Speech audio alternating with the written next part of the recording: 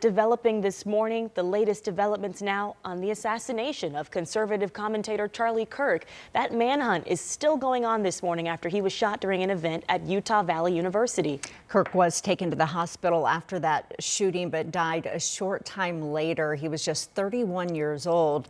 And last night, people gathered for vigils across the country, including one hosted by Utah's House of Representatives at the state capitol. Speakers called this a tragic day for the country. Many people at that vigil carried American flags.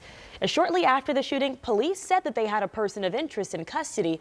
That person was questioned and then later released. Yeah, and then another person that police say they had in custody as well. He was often attending political rallies, was arrested for obstruction of justice, but also not believed to be involved in the shooting, and was also released. So investigators say the shooter fired from the roof of a building on campus into the courtyard where Kirk was talking to students. And moments after Kirk was shot, people in the crowd just ran for the exits.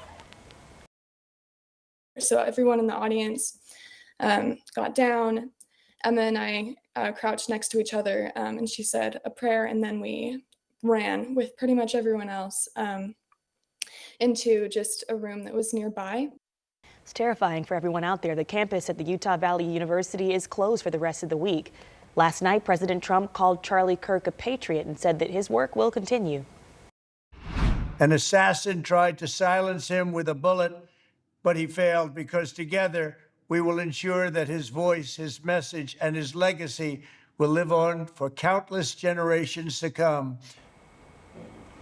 Now, the FBI says it is working with local and state law enforcement still this morning, searching for the shooter at that scene and places associated with a possible suspect as well. So Kirk founded Turning Point USA. That's a nonprofit that works to bring young Americans into conservative activism. We talked with Turning Point USA leaders at Indiana University who tell us they're working through shock and grief and trying to make space for members who need support now.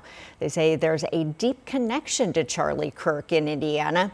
Kirk appeared on Indiana campuses, including a stop at Purdue University this past spring, and he was actually scheduled to visit IU next month. Turning Point's IU chapter says that the focus right now is making sure that students' well-being is prioritized. Turning Point's IU chapter says that the leaders will be sharing any memorial information on their social media pages, and if we learn of any plans, we'll also share them as they come in.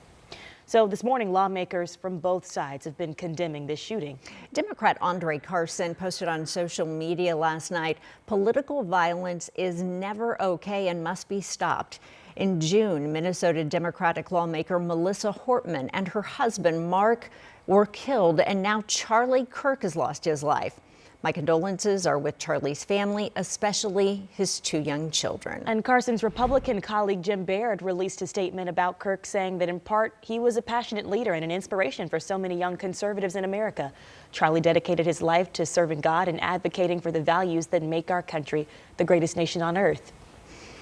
And that, of course, just a portion of the reaction from Hoosier lawmakers and political leaders across the country.